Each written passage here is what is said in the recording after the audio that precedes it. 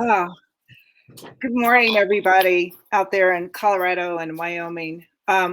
Excuse our slight delay. Had some technical difficulties, but here we are.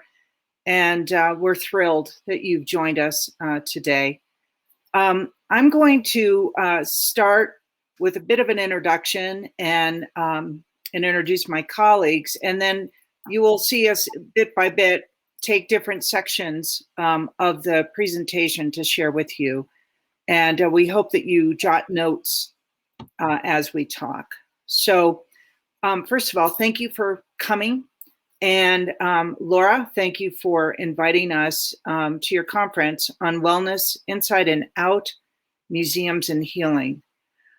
My name is Gail Anderson. My colleague Anne, you could raise your hand.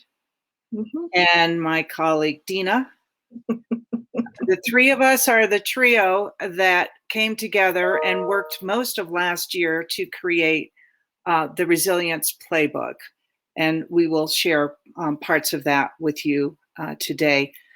Before we start, I would like to do a land acknowledgement. I'm a resident of Santa Fe, and I wish to acknowledge and thank the Tewa Pueblo people for their stewardship of this place, animals, people in the past, today, and for the future. And I invite any or all of you to put your comments and your acknowledgement in the chat.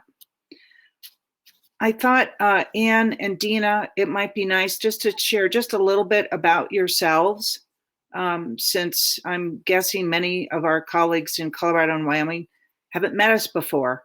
So Dina, would you like to share a couple of brief introduction? Sure, thank you.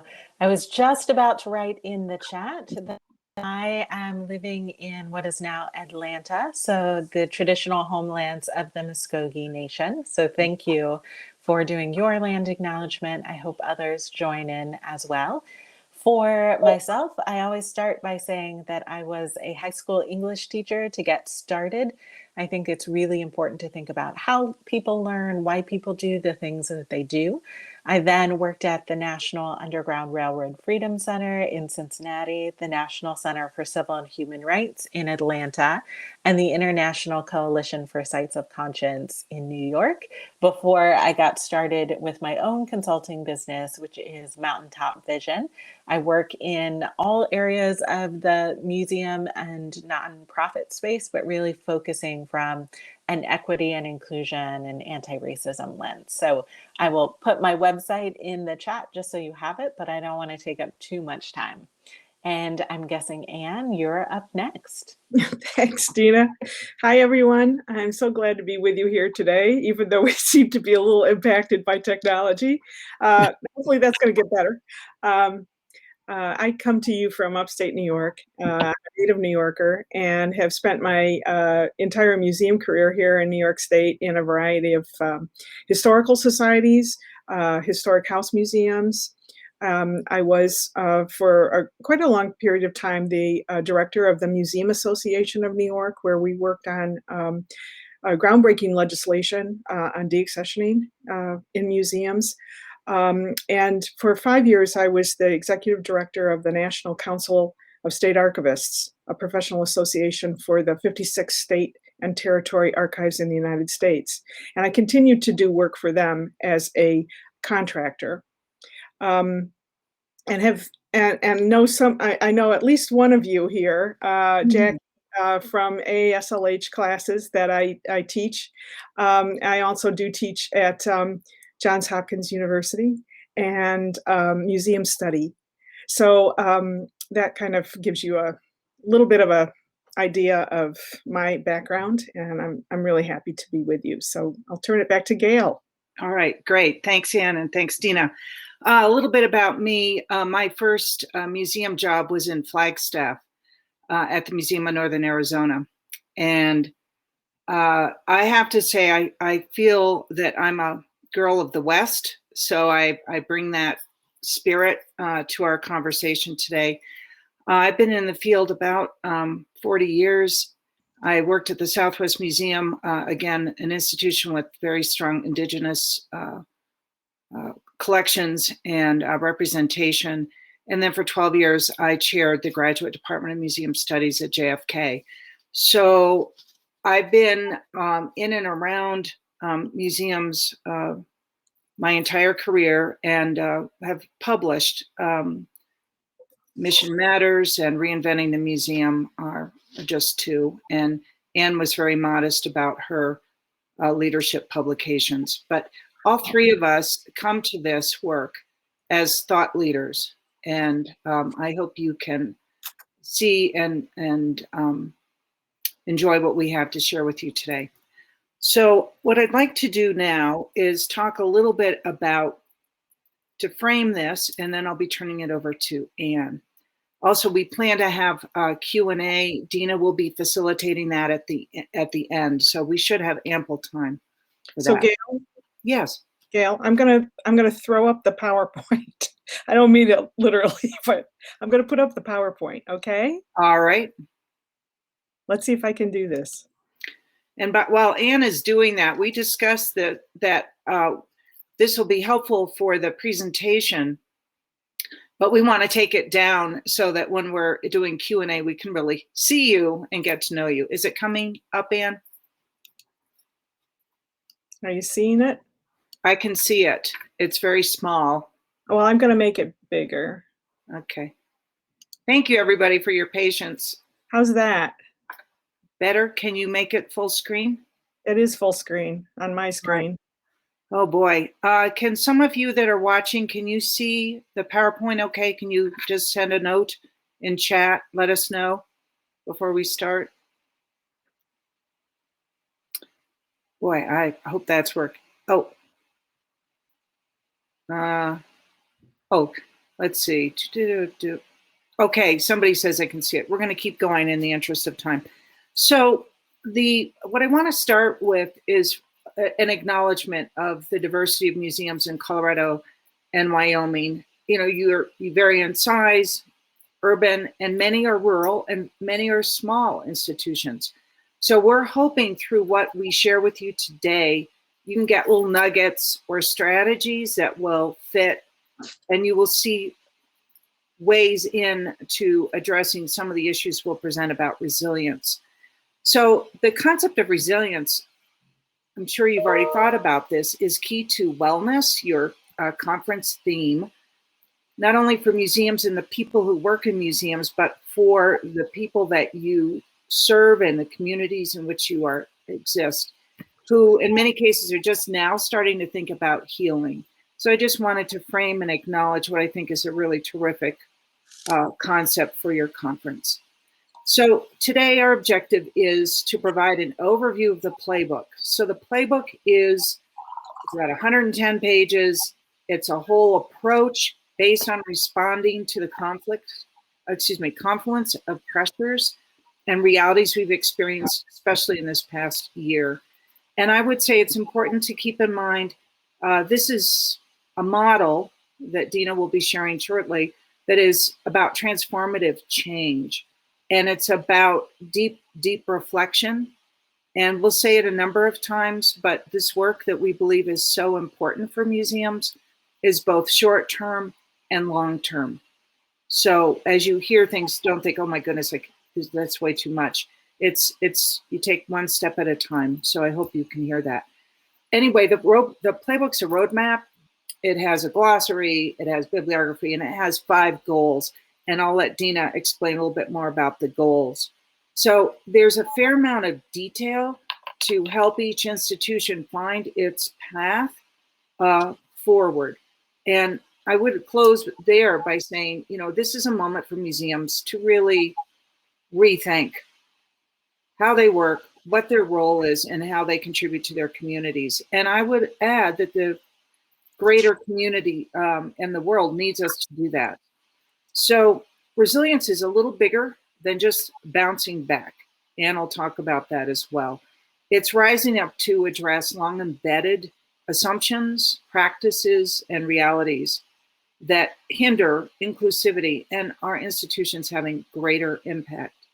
So our goal today is to provide enough information to help you understand the concepts of the resilience model, and for you all to reflect a little bit on what you consider the state of resilience in your own organization.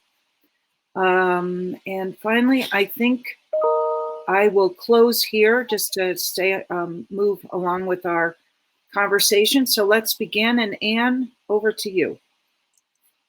Thank you, Gail. So as we're all painfully aware, the world and cultural institutions have suffered very deeply these last 12 plus months. And as the pandemic revealed the inequities in our society, it also revealed structural, philosophical, and ethical weaknesses within museums and arts and cultural institutions. Some or all of the challenges are listed, we've listed on the slide here, and I'm sure that some of them, not all of them, let me just back up. We've listed some of the challenges on this slide, certainly not all of them, but we think that there might be some here that will certainly resonate with you. This notion of disruption and external realities, and the fact that these disruptions and realities are cyclical, they're happening on a regular basis, and they're happening with increasing frequency, I think. We've mentioned racial inequities, systemic racism, understanding changing community dynamics, dismantling colonial and exclusionary practices, preparing for new financial realities, which I'm sure you're all struggling with, and aligning leadership to meet challenges. Clearly, our organizations are not immune to coming to terms with these. They're deep issues, and they speak. It's in some cases to our institutional histories, as well as our institutions' relationships to wealth and power. Museum leaders are being asked very difficult questions from their communities, their staffs, their donors, and much is expected from their responses. Outdated practices and longstanding traditions that have been immune to critical examination restrict the leader's ability to deploy talent, skills, and financial resources where they're most needed. Now, we're not talking about dismantling museums when we talk about resilience, but we think that in some cases, we are talking radical change.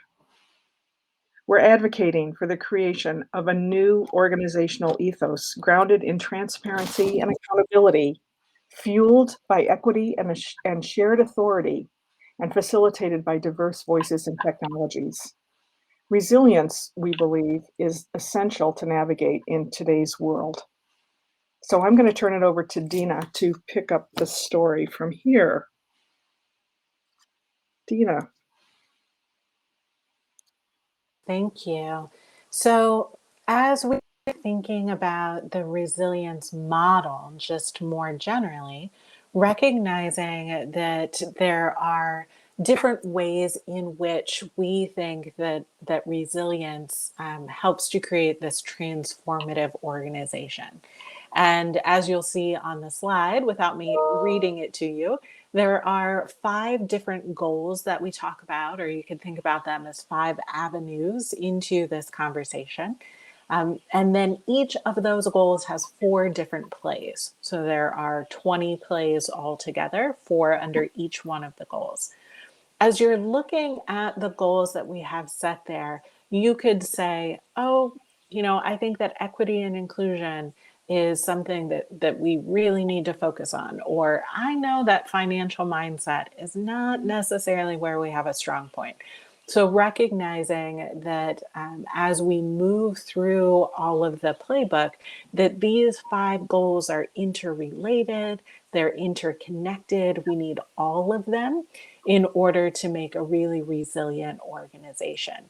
So it's about what we can do in the short term in each one of these areas, but also then thinking about midterm and long term to really make shifts for ongoing organizational learning, but also ongoing practice. If we can go to the next slide, this is the model that we have come up with for the playbook.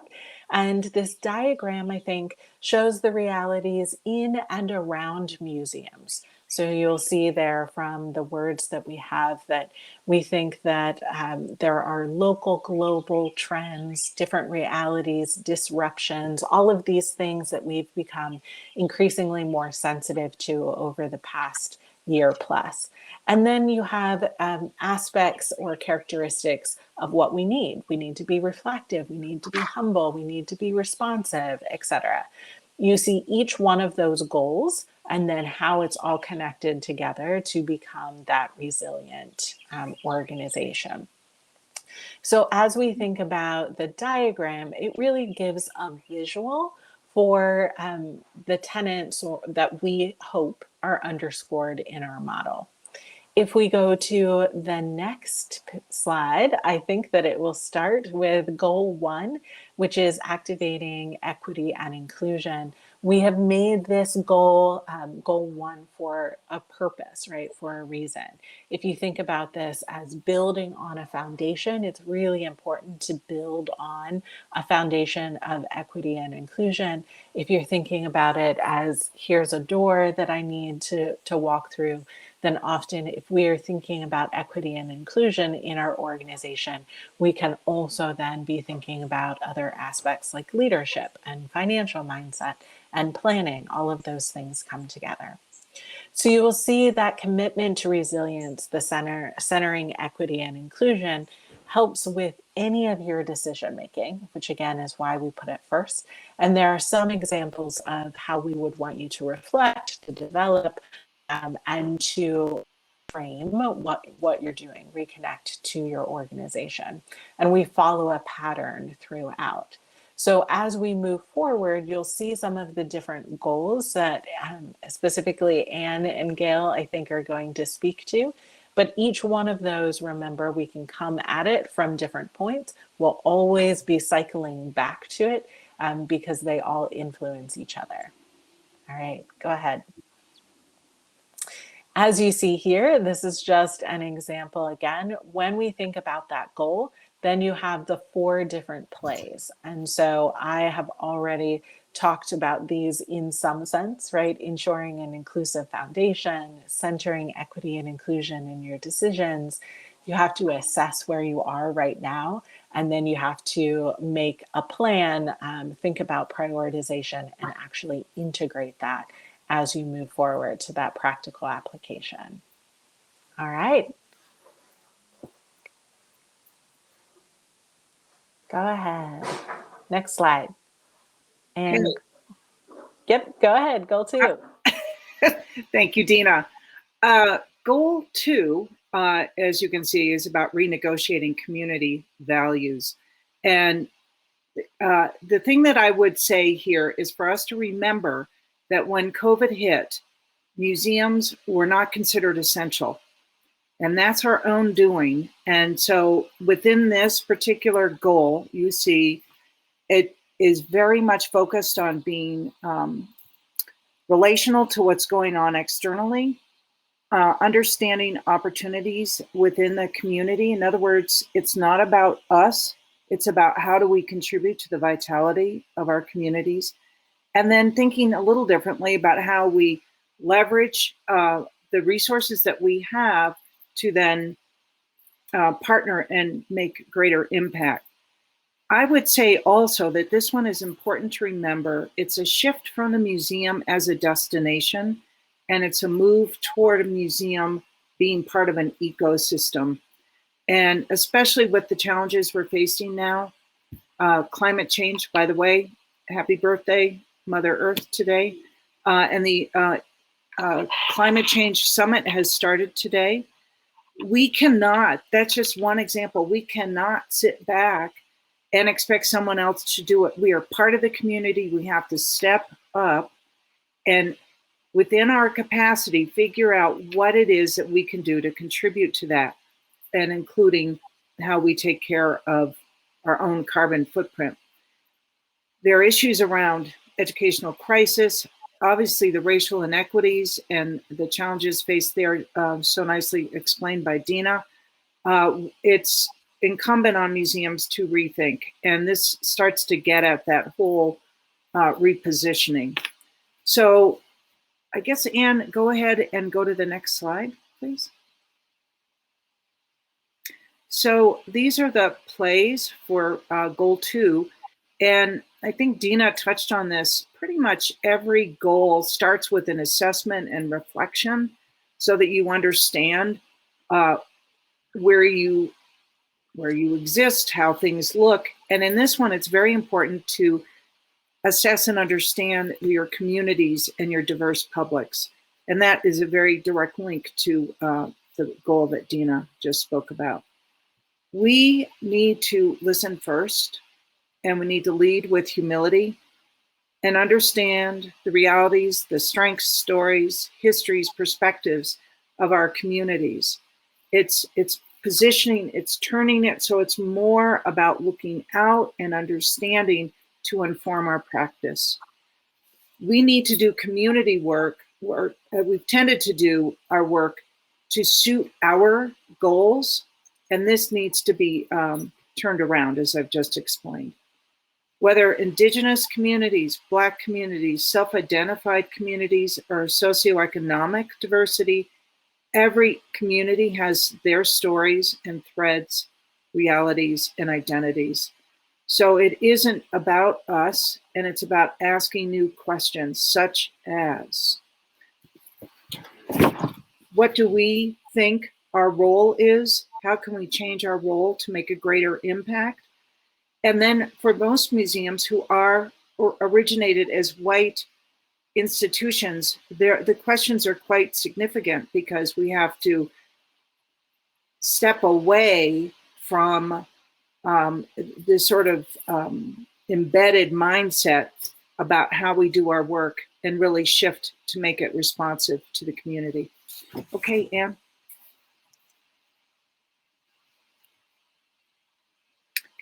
Yeah. So reimagining impactful role. So if you think about goal 1 and goal 2, they all start to really influence, well, what is the role of the institution? So you're reframing a museum in terms of its ability to achieve equity and inclusion, integrate the community, and some of this will then move toward really rethinking how you work. This goal, I like to say, is about going down to the studs, asking the tough questions, dismantling exclusionary practices, and reframing the work. This work begins with naming and owning the colonial roots of museums, doing this deep internal work. This is very interlinked, again, with the issues that Dina touched on. And what does that mean? How has that impacted how our institutions have originated, and how are they operating? It's comprehensive. And it means that we have to actually come to terms with harms we have caused with the communities around us through the way we've presented stories, exhibitions, and engaged with our communities. So the questions are, who are we doing this for? Why do museums matter? What's our place in the greater dialogue? And what does it look like to be considered essential? Anne, next slide, please. I think Anne, here we go. And so this slide, like all the others, has 4 plays. And as I mentioned before, certainly addressing historical and embedded colonial practices is very hard work. It's very essential work. But let me talk a little bit beyond that, which is to say, looking at the assumptions around balance of public services. How do we determine what do we keep in our practices and what needs to change? I would posit that pretty much every aspect of the way a museum works will be adjusted in some way. One example, a painful one for a lot of us, is that the ability to be agile around digital strategies, most museums were caught flat-footed. They hadn't considered it as an essential vehicle, and then they were positioned, or it became clear that that was the way they would survive. Other questions to think about. How have the priorities of collecting revealed bias? That is, if you have collections. What do we consider important to document? And who are we collecting it for? Whose voices are included? And for those of you that know me, I think a lot about mission. So at the end of the day, this does tie back to really rethinking mission, values, and vision. And the core strategic framework must include a commitment to equity and inclusion. That is really one of the new essential elements for an institution. So you can see that the two prior goals lead to this, and it very much segues to what Anne is going to share now. Thank you. On to you, Anne. Thanks, Gail. So goal 4 is about retooling financial rights. And as Gail just said, it really in 3 goals. Without resources, it's very difficult to move substantively forward on any of these goals. Although, let me just say that a lot of headway can be made without throwing a ton of money at any of these things. More often than not, it's mindset that makes the difference. Mindset and small steps can add up to big change. So I don't want you to leave this session. Goals 20 plays great, but we don't have any money. We got no resources to enact any of this. Well, the fact is you do, and you have the table, and perhaps you thought about when you first came into the session. So in this goal, we're talking about understanding the connections, financial resources to the reality of the institution. Know that connection is really critical. Sad to say, though, many organizations, I think, seem to focus solely on covering deficits by cutting back first, and then thinking about how they're going to raise more money second. And we think that really can be it's a determinant, I think, for organizations to kind of stay in the same place. It doesn't necessarily move you forward to always be in that default mode of let's cut back, and we'll think about raising money later. Clearly, there's a need for greater financial literacy among all staff and board members, and even some volunteers, certainly.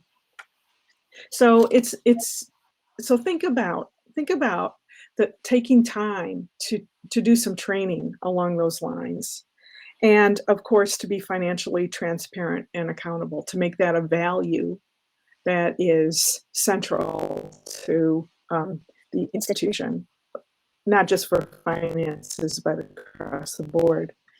Resiliency, we believe, is grounded in how well current financial resources align with mission impact, and the likelihood of those resources continuing in light of societal shifts or the supporters and that kind of thing.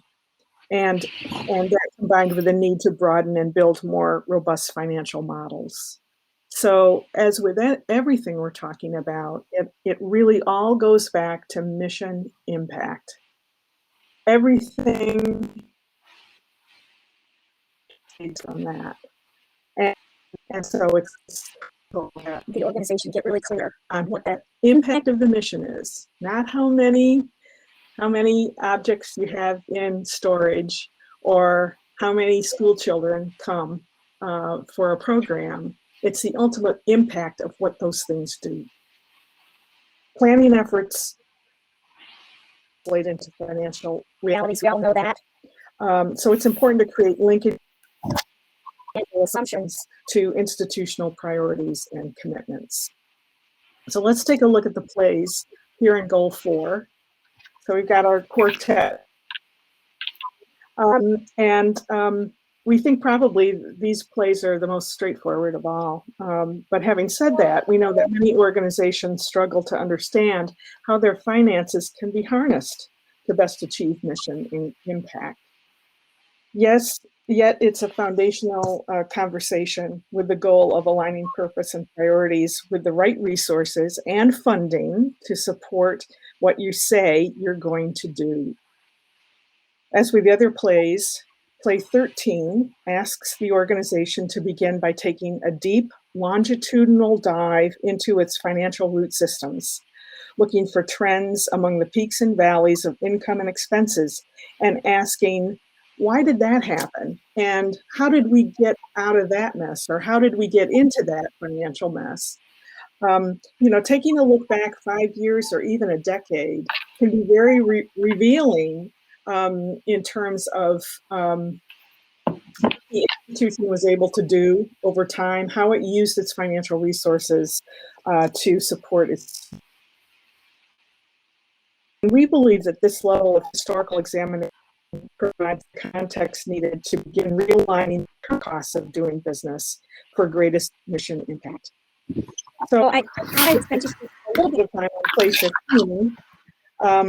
Play 15, outline 3 financial scenarios. Now, I'm sure you all do budgeting every year, or maybe it's a 2-year process. What we're advocating here is that you not only develop one budget, you develop 3 budgets. An optimum budget where you anticipate that income will be better or far better than you might expect. A probable budget, which is perhaps the budget you start with, and then a limited budget where income might be a lot less than what you estimate. And doing that kind of exercise builds some financial muscles and financial literacy muscles that I think can really certainly helps with financial resilience, because if all of a sudden you don't get a grant that you were really counting on, you've already planned for that in one of those budgets that you've done. And you know what else needs to shift around in order to keep things moving forward. The culminating play here is all about instilling a new way of thinking about finances. So instilling new habits. Leaders must decide the cost and priorities of doing the right thing. And we've got to invest where the priorities the institution says its priorities are. That will mean no longer investing in some activities that may have been in place for years and for decades. And tough decisions are going to have to be made. And I'll just share with you, it's been my experience working with a lot of smaller institutions, but this isn't necessarily just for smaller institutions, but I asked them to think about their financial resources, actually all their resources, financial, human resources, and time, as thing. And I asked them to consider, imagine it differently. And that's the resources that you have available to you. And that kind of helps, I think, people sort of think, yeah, our resources are finite, and therefore we have to be really careful about what we put on that plate. And my experience has been that many institutions already have pretty full plates, and they don't want to get rid of anything, but they're very, very happy to add more things to the plate. And of course, we know what happens when your plate gets too full. So it's a good little exercise to do with staff and board, is to think about your resources that way. I remember one organization saying, well, our goal is going to be to make our plate bigger. And I thought that was very astute. We're going to move on here to goal number 5, the last goal, advanced agile leadership. And here we have a goal that speaks to our understanding that institutional reframing, realigning, and reinvention are unlikely to occur without organizational leaders, including staff leaders, by the way. In an organization needs to be receptive. And as we know, change doesn't happen by itself. It requires a sense of urgency and champions for change. And combined with an integrated and inclusive approach to examining organizational cultures and structures, that means we've got to unlearn old behaviors in order to pursue a new clarity of purpose that's rooted in a values-first approach. We must re-examine roles and responsibilities, departmental missions, committee charters, job descriptions, and the policies and procedures that sort of bind it all together. What we often call infrastructure. It's this, it's the glue. Infrastructure is the glue that holds everything together, and in some cases binds up an organization so tightly that it cannot be agile at all. And just as the organization has pulled apart its financials, it will need to examine culture and structures to identify gaps, misalignments, and failures. I think the caveat here, and really the caveat to all the goals, is our acceptance that no one person has all the answers, especially when faced with complicated and unwieldy issues and crises like COVID-19 and systemic racism. Resilient leaders use diverse teams to help them problem solve, and in doing so, they foster learning environments. So the plays here support this goal, and not surprisingly address leadership at all levels, as well as organizational culture, structure, and learning. Clearly, Goal 5's work begins at the organization's top. But that does not mean that wherever you find yourself in your organization, you can't take some steps to advance agile leadership. We say that it's virtually impossible to make transformational change in an organization if the leadership of that organization is unable or unwilling to engage in meaningful dialogue and planning around realignment and impact. Begins with being self-reflective and being aware of the need for change, equally challenging our organizational cultures and internal structures that don't support change. Constant tension created by misalignment, misunderstanding, and misinformation during a poorly planned change effort is likely to end up in failure, and the very likelihood that few will ever want to embark on another change effort ever again. At the risk of sounding patently obvious, actions do speak louder than words.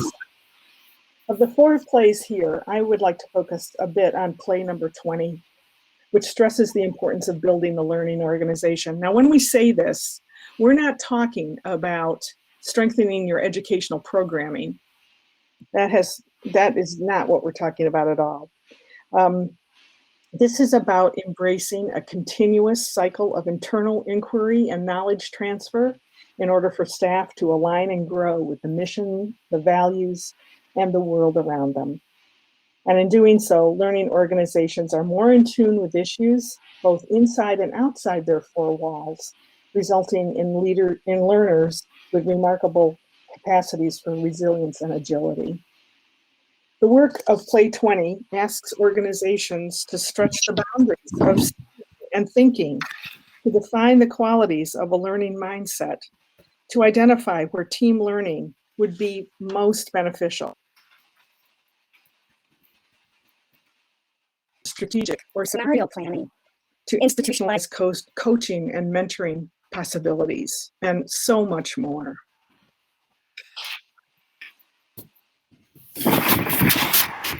I also want to share with you the Resilience Rubric, and what you're seeing on this slide is just a little fragment of the rubric that we've created as part of the playbook. Each goal and every play has a rubric connected with it. And the rubric flows from the bottom upwards, from interested up to invested, and we hope provides an organization using it an opportunity to assess where and where it wants, and once doing that, and for 2 and 5 or 2 invested. You'll notice also there's a best practice called Resilience Non-Negotiables. And those we think are in the center. It's what we should all be working towards as institutions. But I think that the Resilience Rubric is a really good tool to just kind of guide organizations in their thinking about where they stand now, where they need or want to go, and give them a pathway to think about how to get there. So with that, I'm going to just come to our last slide here, which gives you our contact information. And then I'm going to stop the share so that we can turn things over to a conversation with all of you in the audience, and hopefully you've got some questions for us that we're going to be happy to answer. There we are. We're back again. Thank you, Anne. And as we're coming back, we can certainly put our email addresses in the chat as well. But just thinking about organizational change overall, I'm pretty sure most, if not all of you, have attempted organizational change at one point or another, recognizing that it isn't an easy task, it isn't a short task, that this is really a journey. And so with the playbook, we're hoping, and we really believe, that the goals of the playbook, the plays that support that, the rubric that Anne just talked about, are meant to help be guides, are meant to help ensure that you don't fall back or you don't start spinning, that we move forward to become more resilient organizations, to make sure that the change that we want really sticks and we're able to move forward from there. It also assumes, I think, that you will create that team that Anne was talking about. This isn't the work of one person or a couple of people, but really recognizing the inclusion and the equitable inclusion in what you want to be doing, what you're hoping to be doing. That all of these individuals have really important things to add. They bring a lot of value, but also the overlapping of teams makes your organization stronger. So just to give a very brief, these are the things that we believe. We as the playbook team believe that making resiliency your organization's highest priority will help move you forward. Right? Any change effort requires a sense of urgency, planning, and management, and then the continual self-assessment and evaluation that comes with that, that we're always in a cycle, always on a journey. Without a commitment from the staff and the board leadership, creating resilient organizations will end up stumbling. And so people will fall back into their old routines. So we need that leadership at all levels, but especially from senior staff and board. And it's important to build the small wins into your plans. Often we're thinking about how much we have to do, and it can be really overwhelming.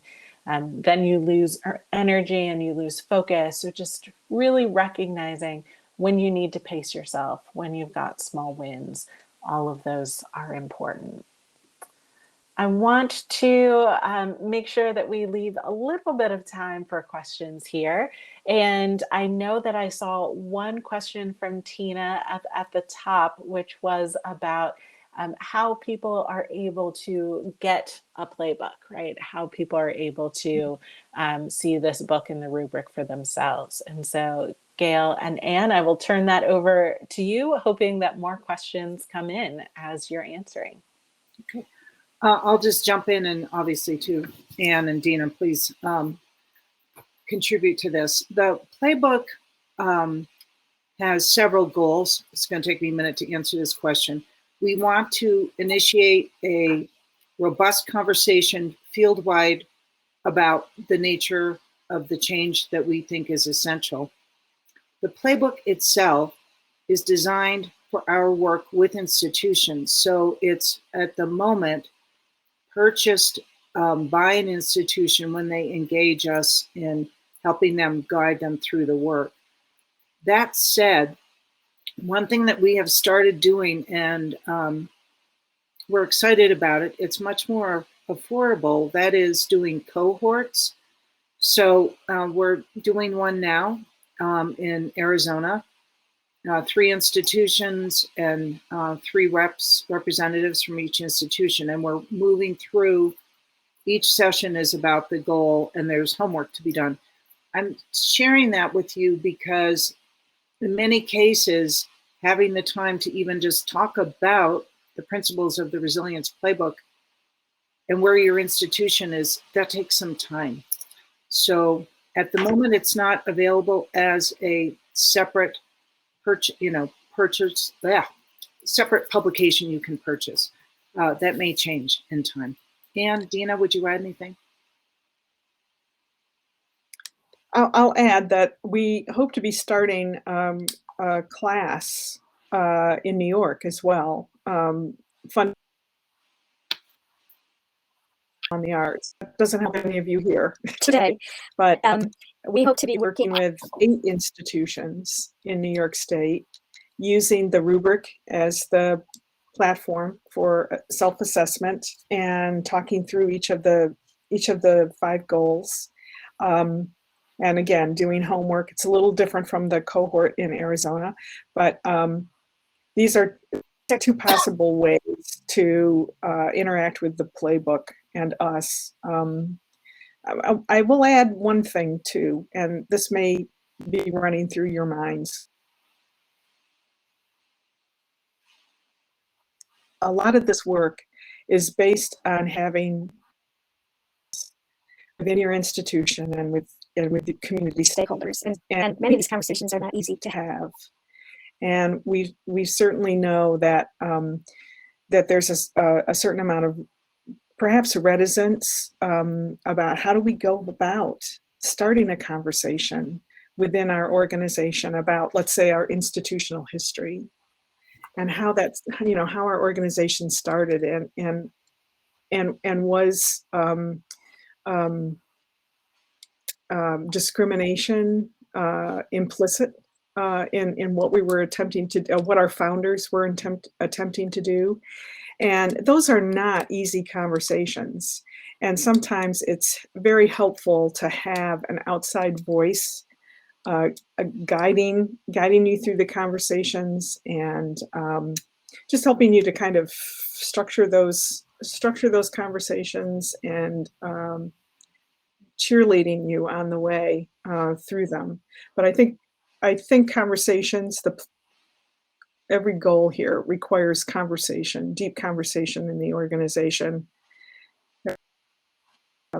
Have never had in some cases. Well, and I would just jump in quickly to say that I think that Anne and Gail and I started off by thinking about those conversations that need to be had and having them within organizations. And with the Arizona example, I think that all 3 of us are very enthusiastic about the idea of cohort because it's not only adding the conversation within your organization, but it's adding conversations across organizations as well. And so that has become a really impactful piece. I also would say that while we've talked about Arizona as the example and New York as another example in being sort of place-based spaces, that we're doing this, of course, right now because with COVID virtually.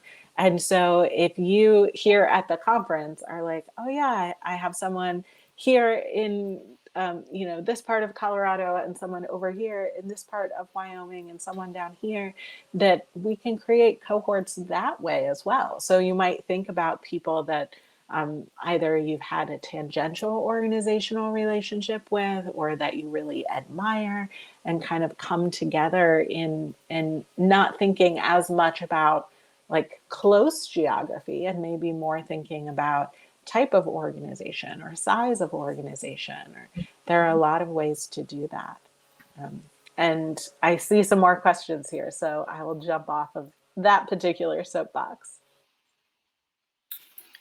Well, Gail, do you want to respond to Jackie? Jackie's looking for some idea as to really how much.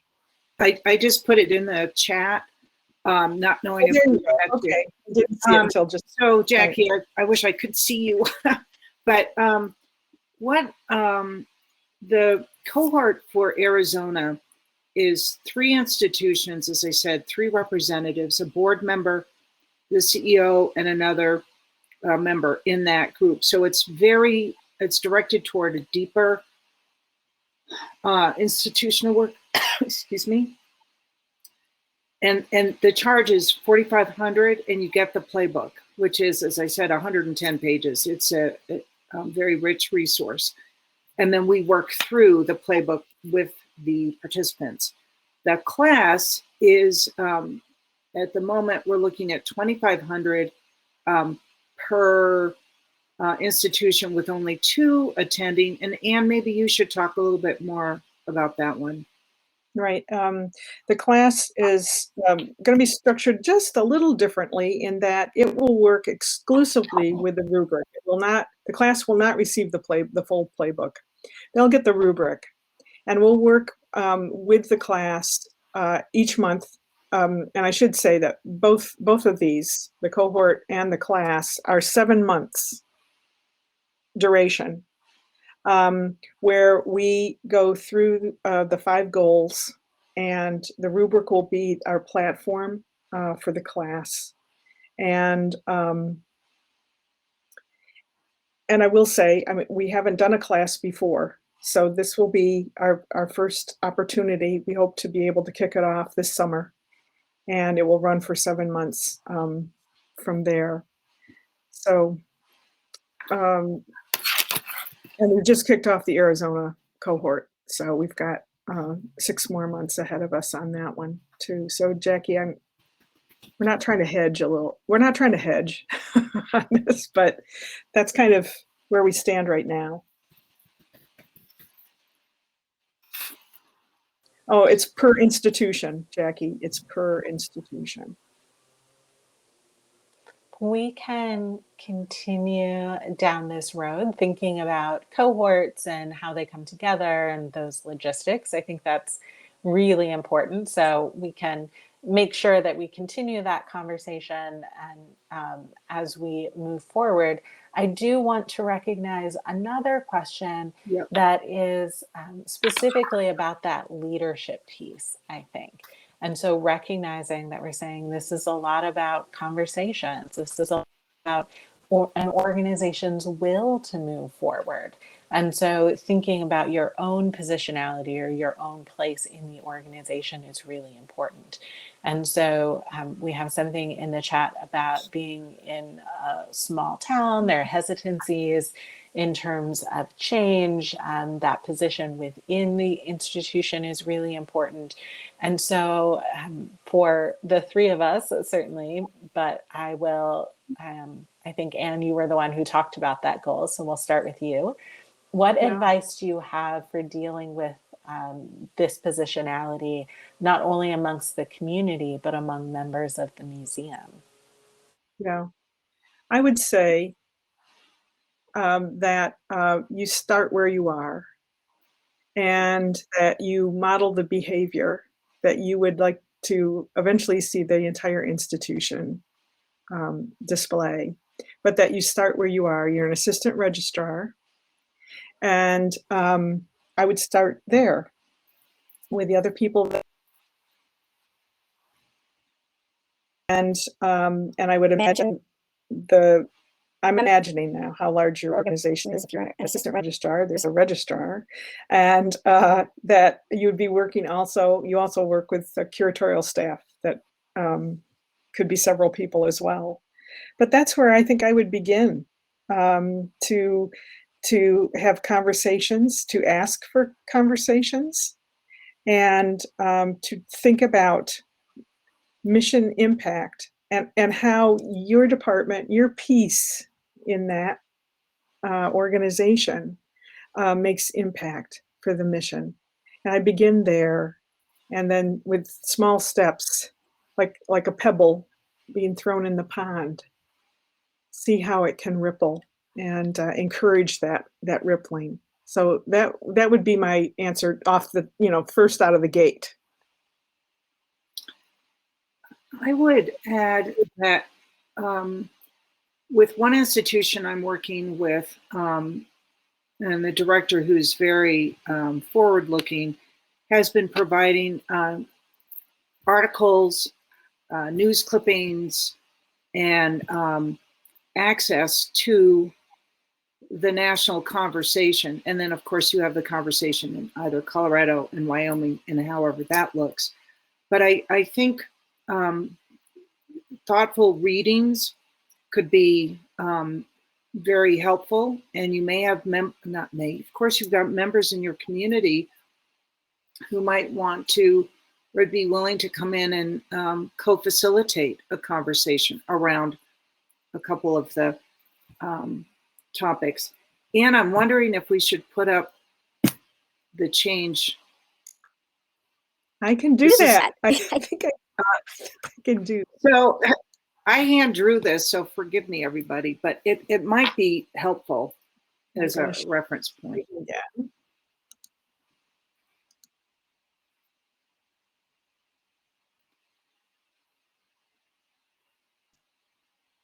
Can you see? No, I don't yet. think I can make it. Oh, maybe not. Let me see if I can. Oh, nice. Okay, see how funky and beautifully executed this is. And can you move it so I can start with aware? I'm gonna try. Move it. Okay.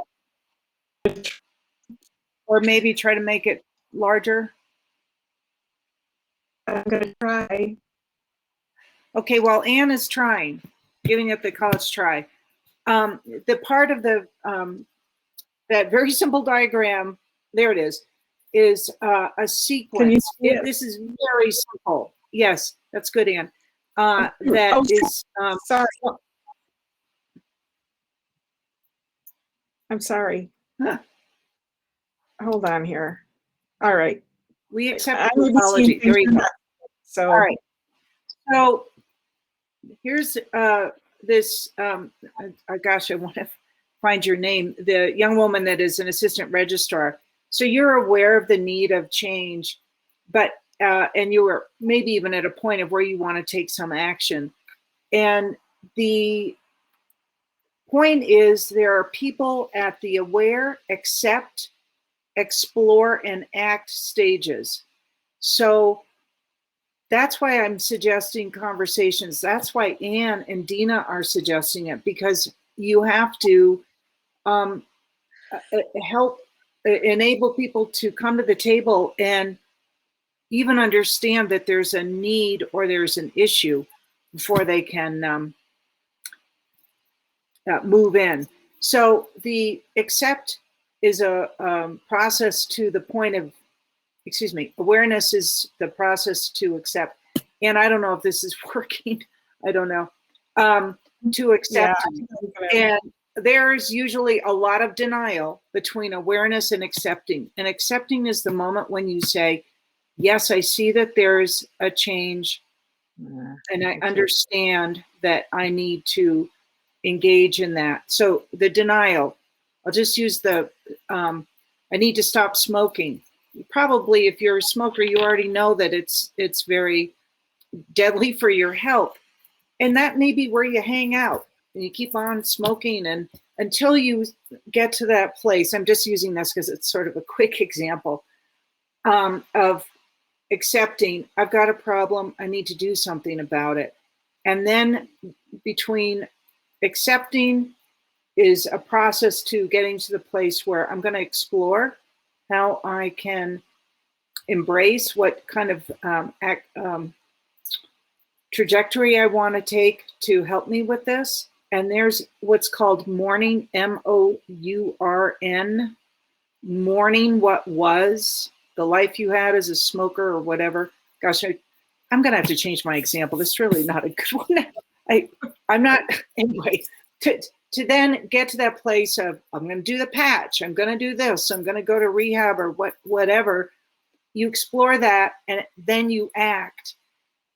So the point is, people will be in your institution, in your small town, at different places and along that trajectory. So I'm going to stop there, but I think starting with conversations and sharing good articles and is a useful place to start. I will tag in on the the image that Anne shared, that Gail talked about, and just talk about the fact that, yes, people will be in different places along that space. And in order for the organization to move, you have to have that momentum, right, at each one of those phases. So you may have some people who are already in the wanting to act stage. You may have some people who are still in the awareness stage. And so organizational movement or organizational change comes when you get a groundswell, right, in each one of those areas. When you don't have that, right, if you have people stuck sort of in that cycle of denial or cycle of mourning as you move through those spaces, then the advice that I've been giving lately, and just to put it in the chat here, is thinking about what you can control, what you can influence, and what you have an investment in. And so in working at your organization, each of you, I am sure that you have a real investment in where you are. Otherwise, you wouldn't be there. That doesn't always translate into how much influence you have in the space or how much control, what decision-making power you have, which also comes when we talk about positional power and soft power, right? It comes when we talk about management and the difference between management and leadership. So all of those things are playing out together. When we look at control, if you're saying, I do have decision-making power in this space, what can I do to help move us forward, right? Within the space that I can control, what can I do? You might say, I don't have control over this decision, but I'm sitting at the table, right? I actually have some influence here. And so how can I use my influence to help whoever is making that ultimate decision? I might not have influence or control, but I'm really invested. And so how do I start to work my way into places where I might have more influence, right? By asking questions of curiosity or banding together to talk to some staff members who then become ambassadors with you for particular things. And so when I talk about control, influence, and investment, it's not an excuse to say, well, I don't have any decision-making power. More, it's that awareness or that intentionality that comes with agency, right? To say, hey, let me be realistic about where I am in this particular moment, but also let me start figuring out steps or moves to get to more influence or more control or band together with other people who are invested. So that's where I will pause there. And do you want to talk about the stages of change as well? Well, I can, but I also wanted to say that I think that there's a role here for the Colorado-Wyoming Association of Museums. Uh-huh. Whether it's by convening conversations around the 5 goals, to just kind of get to get institutions or individuals within institutions talking and making them comfortable with these conversations, arming them with some tools to be able to go back to their institutions and hold conversations. I think that there's a role here so that you don't have to do the heavy lifting all by yourself. Finding your champions, which is one of the things that John Cotter talks about in he has an 8-step model for change, and I think it starts with creating a sense of urgency. And you probably know very well that when you see things that need to be done, creating that case for urgency that you can then take to the registrar, or you can take to the head curator or whomever in the institution, as if you can arm yourself with that kind of information and make it urgent, people will pay attention.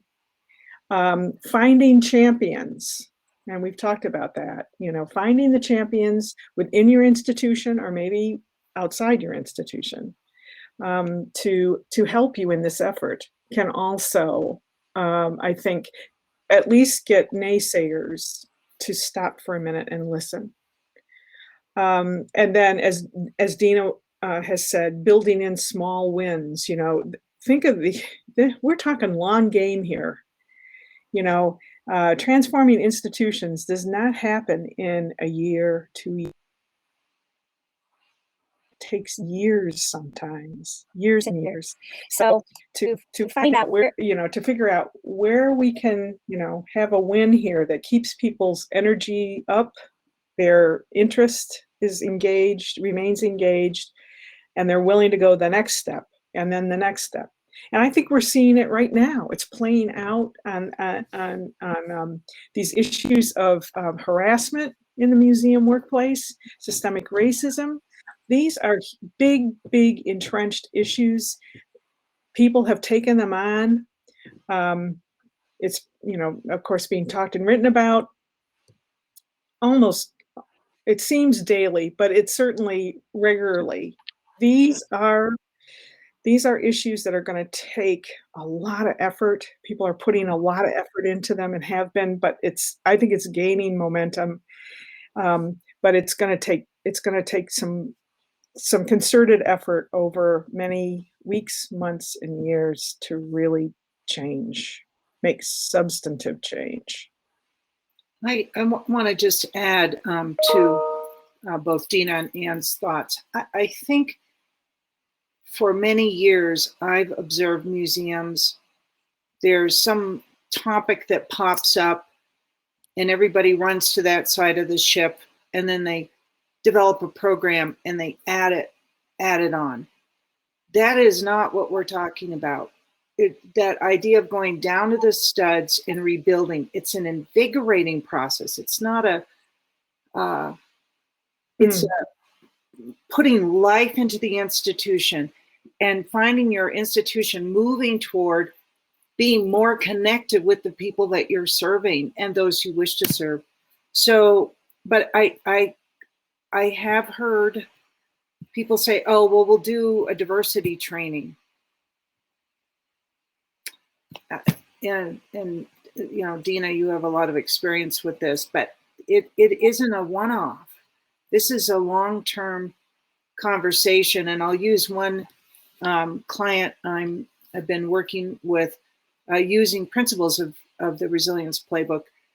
They have been doing anti-racism training. They started in July, and they're committed to doing it for years.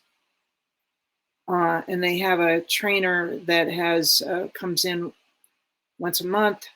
She's built a rapport with the staff, provides readings and a safe place for people, for the staff to talk. And that to me is an example of understanding that shift is the long game, to use Ann's term. Dina, I wonder if you would talk for a minute about safe spaces and brave spaces. Yeah. And also maybe within the context that we were just talking about, I think that there is certainly a difference between a safe space and a brave space. I also recognize that safety is not the same thing as comfort, right? So sometimes when we get into spaces and we say, well, you're not creating a safe space for me because I'm uncomfortable. Those are two different things as well. So just recognizing that as we're thinking about change, there will be moments of discomfort. There will be even an underlying river of discomfort.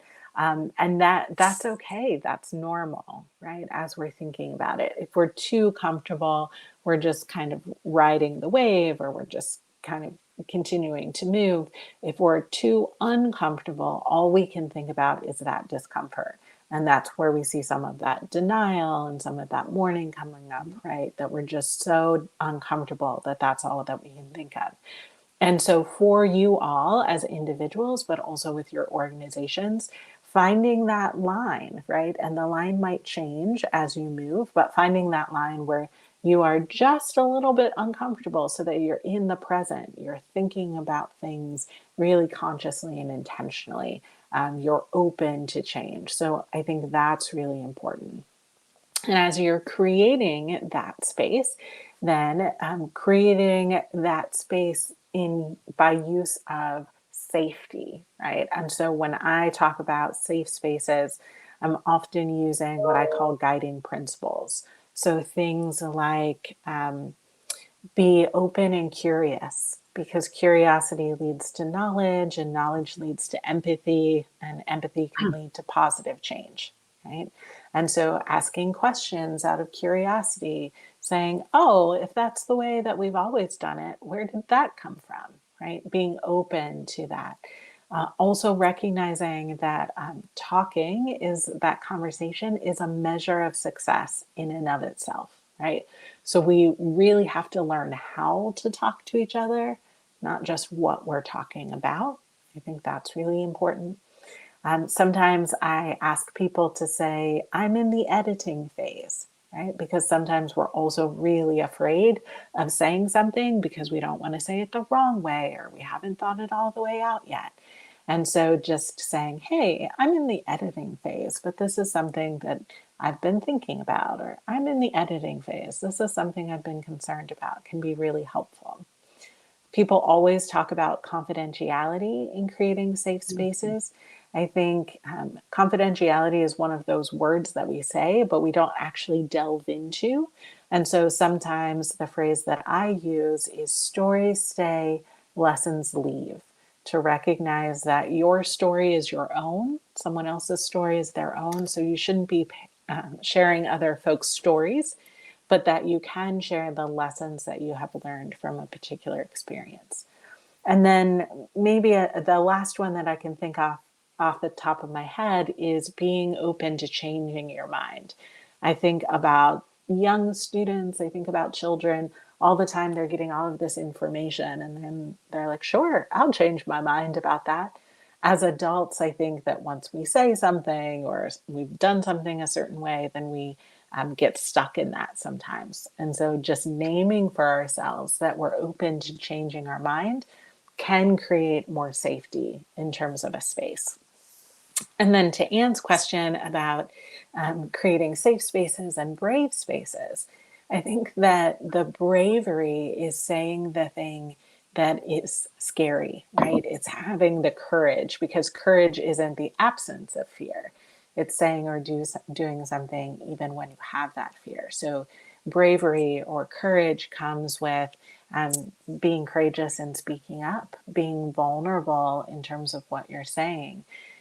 Also, it can come in saying, no, thank you, right? I've been in spaces where folks want me to say something, and I'm like, you know what? As a Black woman, I'm going to sit this one out. And I think that that takes bravery and courage too. Mm-hmm. And so being able to decide when to participate and how to participate is part of creating that brave space.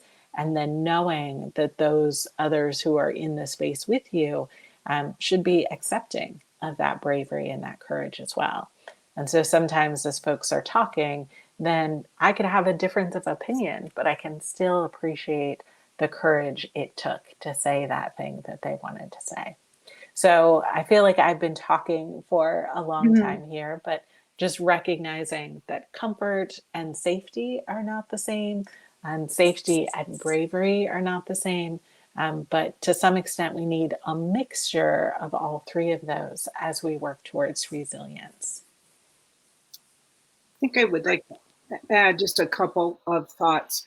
Embedded in what, and Dina, challenge me or whatever, but embedded in what I believe Dina is saying is that when you do bring people together to establish those rules of engagement, or you can call it whatever you want, to lead with respect, and your point about your point of view, your story, and the individual sitting next to you may have his story or her story. It's a it's like a consciousness. And so dialogic style of communication is really, really important. And that's the process whereby you are listening to understand what the person is saying. And then you may say, I might say to Dina, I understand what you were just saying about safe and brave spaces. And this is a thought I have. Is that what you were trying to say to me? So versus, oh, that person just finished. Now I'm gonna win the argument. Or you're thinking about what you're going to say versus being in the moment and responding and letting the person know who's speaking that you heard them. And even the use of questions is a great tool, not to say something declarative. And now I'm about to say something declarative. Museums aren't neutral. So when you think, I've heard for years people say, oh, museums are safe spaces. Now I'm using the term, Dina, in a slightly different way. I think you have to look really hard at whether or not you are in a place to have those difficult conversations and think about maybe the work you need to do first, individual work and collective work. I'll stop there. I think this is all about becoming a learning organization. There you go. Going back to goal 5, yep. Becoming a learning organization. And maybe that's one entry point into exercising those conversational muscles, and is to learn to make together and start with things that perhaps are easier conversations and work your way towards more difficult conversations. But we got to build some trust here, or people won't converse about difficult things unless they trust the people around them. And sometimes that alone takes time to build. So perhaps, within a department, or maybe it's within the staff if you're in a really small institution, or maybe you're at an all-volunteer institution, to set aside time on a regular basis to come together to talk about something that could benefit the organization, or some topic that could be of benefit to the mission of the organization. You as a volunteer worker there, and start that way. I could see that. I could envision that you could build up your muscles to the point where taking on more and more difficult conversations would be not as fraught with worry and fear and that sort of thing. Dina, I'm showing we have about 7 minutes. Did you see other questions in the chat for us to respond to? No, I haven't received any other questions yet. So I'll just go and say off of this that I think, to Anne's point about trust building, that's the first, and that takes some time. And sometimes it's about organizational work and sometimes it's not. I know from my grad students, when they talk about internships, they're like, yeah, the people who are willing to go get coffee with us, that's how we built trust. Or working in an organization, going out to lunch with each other. There are a lot of things that we can do sometimes that build trust before we even get connected to the organization. And I think that's important. I am going to, with our last few minutes, recognize some just general words of wisdom. So, Gail and Anne, I'm going to give you an opportunity to say one last thing at the heart of it. What do you want to say? For myself, I think at the heart of it, I want to say that resilience is about individual work, collective work, and then systemic work. And so it's not a small thing, but it starts with you as an individual. And that's really, really important. Gail, what would be your words of wisdom? To encourage each of you to ask what legacy you want to leave as an individual and what change you can instigate in your institution. Sometimes thinking about legacy prompts you to get really clear about time's precious, and this is what I want to contribute. This is what I want to do. And I would say for the three of us, this is very core work for us, and we hope, certainly, that we can then encourage others to make meaningful legacies. Anne? My words are: resilience requires practice. This is not something that you just get up one morning and declare, I'm going to be resilient. I'm going to be a more resilient person. We're going to be a more resilient organization. It does require practice, and I think some of the conversations we've been having about, how to build the muscles of conversation, of trust, of resiliency, they're all bound together. But I think if you look at it that way, and figure out, where do I start the practice? How can I start the practice? And what does it look like? And how can I engage others in the practice of resiliency? Again, I think going back to the very beginning, and Gail's opener about resilience, is in our book, it's not solely about bouncing back from adversity. What we're talking about with resilience is and mindsets that are responsive and look ahead so that you can be more agile in responding to your communities, your audiences, your staff, your volunteers, all that sort of thing. So that's more than just a few words, but practice. Thank you both for that. And I hope it's been useful and inspirational for everyone who has been with us today. I think also within everything that we've said, that it's about movement. And so sometimes people think that they have to take 10 steps immediately. A half a step is good as long as you make another half a step, and then another half a step after that. And then you'll get faster and you can move further. So thank you for that. I've put in all of our email addresses here in the chat if folks want to connect with us. And I think we've got 2 minutes left. Gail, you usually wrap us up officially. So if there's anything you want to say to wrap us up, this would be a perfect time. Thanks, Dina. I just want to thank everyone who's come today and encourage you, as Anne and Dina have just said, to really find your voice and recognize that it's an urgent time for museums to shift and to do some really tough work. I think it's exhilarating. I think it's necessary, and I think it's essential. So I just want to thank all of you.